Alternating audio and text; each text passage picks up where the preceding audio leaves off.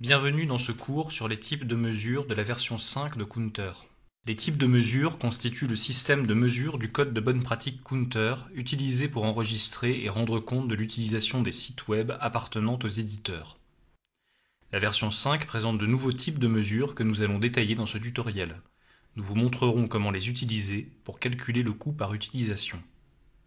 Utilisation des revues, ouvrages et ensembles multimédia. Les investigations et les requêtes sont les deux types de mesures qui montrent les activités de l'utilisateur. Les investigations représentent la manifestation d'intérêt d'un utilisateur pour un élément de contenu ou un titre, par exemple la consultation d'un résumé. Les requêtes correspondent à la récupération ou à la visualisation par l'utilisateur d'un élément de contenu ou un titre, par exemple le téléchargement d'un article de revue ou d'un chapitre d'ouvrage, ou encore la consultation d'une vidéo. Comme vous pouvez le constater avec ce schéma, une requête est aussi considérée comme une manifestation d'intérêt.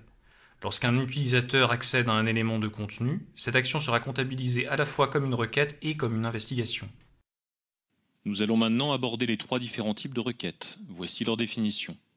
Total Item Requests, nombre de total de fois que le texte intégral d'un élément de contenu a été téléchargé ou visualisé. Dans l'absolu, ce type de mesure est équivalent au rapport JR1 de la version 4 de Counter. Unique Item Requests, nombre d'éléments de contenu, des chapitres par exemple, ayant fait l'objet d'une requête, pris en compte une seule fois par session utilisateur. Unique Title Requests, nombre de titres, des ouvrages par exemple, ayant fait l'objet d'une requête, pris en compte une seule fois par session utilisateur. Cette mesure fournit des statistiques d'utilisation comparables pour les livres électroniques, quel que soit le mode de diffusion du contenu par l'hôte, qu'il s'agisse d'ouvrages entiers ou de chapitres. Voici les définitions des trois différents types d'investigations. Total Item Investigations, nombre total de fois qu'un élément de contenu ou une information liée à un élément de contenu a fait l'objet d'une investigation. Unique Item Investigations, nombre d'éléments de contenu, des chapitres par exemple, ayant fait l'objet d'une investigation, pris en compte une seule fois par session utilisateur. Unique Title Investigations, nombre de titres, des ouvrages par exemple, ayant fait l'objet d'une investigation, pris en compte une seule fois par session utilisateur. La requête d'éléments distincts, Unique Item Request, est une mesure essentielle lors du calcul du coût par utilisation de titres de revue, comme le montre l'exemple suivant. Une université s'abonne en 2018 à la revue X pour 25 000 € et à la revue Y pour 10 000 €. À la fin de l'année, la bibliothécaire génère un rapport TRJ1, version 5, pour examiner l'utilisation intégrale de chaque revue, à l'exception des articles en libre accès. La revue X totalise 60 000 requêtes d'éléments distincts, Unique Item Requests, contre seulement 200 pour la revue Y. La personne en charge des abonnements est alors informée. La revue X est certes plus chère, mais elle représente un coût par téléchargement plus intéressant. Plus précisément, pour la revue X dont l'abonnement s'élève à 25 000 €, en divisant cette somme par le nombre de requêtes, on obtient un coût de 42 centimes par requête d'éléments distincts. Pour la revue Y, dont l'abonnement s'élève à 10 000 €, en divisant cette somme par le nombre de requêtes, on obtient un coût de 50 € par requête d'éléments distincts. Si un abonnement doit être arrêté, c'est probablement celui de la revue Y qui doit faire l'objet d'une réflexion. Le cas pratique suivant explique comment les activités de l'utilisateur sont décomptées et classées sous la catégorie requête ou investigation. Un utilisateur lance une recherche sur l'histoire des antibiotiques sur la plateforme éditeur Alpha. Parmi les résultats de sa recherche, il choisit d'ouvrir 3 résumés d'articles et un enregistrement vidéo. Ces 4 éléments sont différents, mais 2 des articles se trouvent être issus de la même revue. Le décompte correspondant est alors le suivant.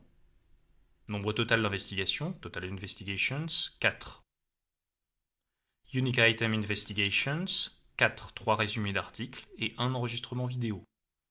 Unique Title Investigations, 3, 2 des articles sont issus de la même revue. Aucune requête n'a été effectuée lors de cette recherche. Le décompte correspondant est donc de 0. Après lecture des résumés, l'utilisateur télécharge 2 articles en PDF, tous deux issus de la même revue. Le décompte est alors le suivant. Total Investigations, 6, 3 résumés d'articles, un enregistrement vidéo, 2 PDF. Unique Item Investigations, 4, 3 résumés d'articles, un enregistrement vidéo. Unique Title Investigations, 3. Souvenez-vous que 2 des articles sont issus de la même revue. Total Requests, 2, 2 PDF. Unique Item Requests, 2, 2 PDF. Unique Title Requests, 1. Les 2 PDF sont issus de la même revue. calculer le coût par téléchargement, la bibliothécaire doit utiliser les deux requêtes d'éléments distincts, Unique Item Requests. Dans la version 5, 4 catégories de recherche sont décomptées. Search is regular, le nombre de fois qu'un utilisateur effectue une recherche dans une base de données qu'il a explicitement sélectionnée dans une liste de choix, ou bien qui était la seule proposée en réponse à cette recherche. Search is automated, le nombre de fois qu'un utilisateur effectue une recherche dans une base de données qu'il n'a pas explicitement sélectionnée dans une liste de choix. En d'autres termes, les recherches automatisées sont décomptées lorsque, par défaut, la plateforme permet d'effectuer une recherche croisée dans plusieurs bases de données et que l'utilisateur a choisi de ne pas limiter sa recherche à un sous-ensemble de ces bases. Search as platform, le nombre de fois qu'un utilisateur effectue une recherche dans une base de données, indépendamment du nombre de bases de données dans lesquelles cette recherche est effectuée. Search as federated, le nombre de fois qu'une recherche est lancée à distance par une machine. Un utilisateur lance une recherche sur l'histoire des antibiotiques sur la plateforme éditeur Alpha en tapant « Histoire et antibiotiques ». Le décompte est alors le suivant. Search is regular, 1. Search is automated, 0. Search is platform, 1. Search is federated, 0. Pour une base de données comme celle-ci, le calcul du coût par utilisation sera peut-être davantage lié au nombre de recherches qu'au nombre de téléchargements en texte intégral. Un utilisateur lance une recherche sur l'histoire des antibiotiques sur la plateforme éditeur Alpha qui comprend plusieurs bases de données en tapant « Histoire et antibiotiques ». Le décompte est alors le suivant.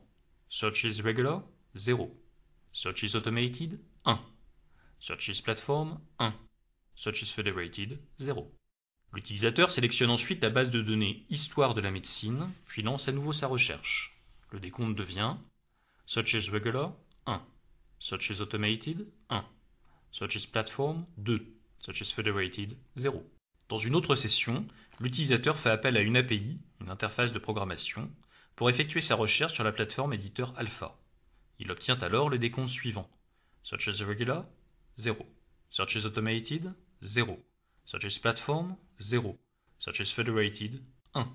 Les refus d'accès représentent un autre type d'activité mesurée par Counter. Ils sont décomptés de deux manières dans la version 5. No license, nombre d'éléments de contenu dont l'accès a été refusé à un utilisateur en raison de l'absence de licence appropriée. Limit exceeded, nombre d'éléments de contenu dont l'accès a été refusé en raison du dépassement du nombre maximum d'utilisateurs simultanés autorisés par l'abonnement. Dans cet autre cas pratique, un utilisateur lance une recherche sur l'histoire des antibiotiques sur la plateforme éditeur Alpha. Parmi les résultats de sa recherche, il choisit d'ouvrir 3 résumés d'articles et 2 enregistrements vidéo. Son établissement de rattachement n'a pas souscrit d'abonnement à la base de données vidéo, l'accès lui en est donc refusé. Le décompte est alors le suivant. No license 2, limit exceeded 0. 5 minutes plus tard, l'utilisateur essaye d'accéder à une autre vidéo. Le décompte devient No license 3, limit exceeded 0.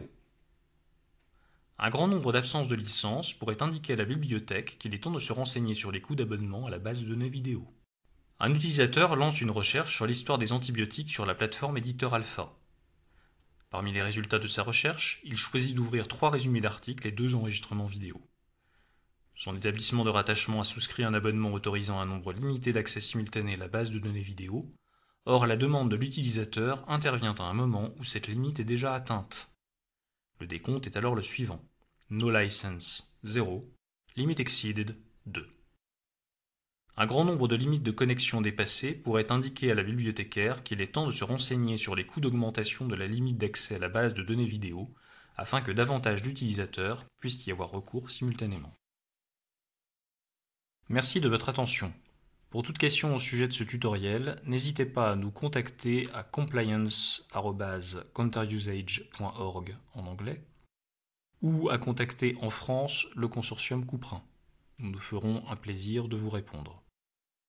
Pour plus d'informations concernant la version 5 du code Counter, vous pouvez télécharger le guide pratique sur le site du projet Counter, projectcounter.org. Vous trouverez également ce guide, une traduction française, sur le site du consortium Couperin. Pensez également à consulter nos autres modules de formation Counter qui sont ou seront bientôt disponibles sur cette chaîne.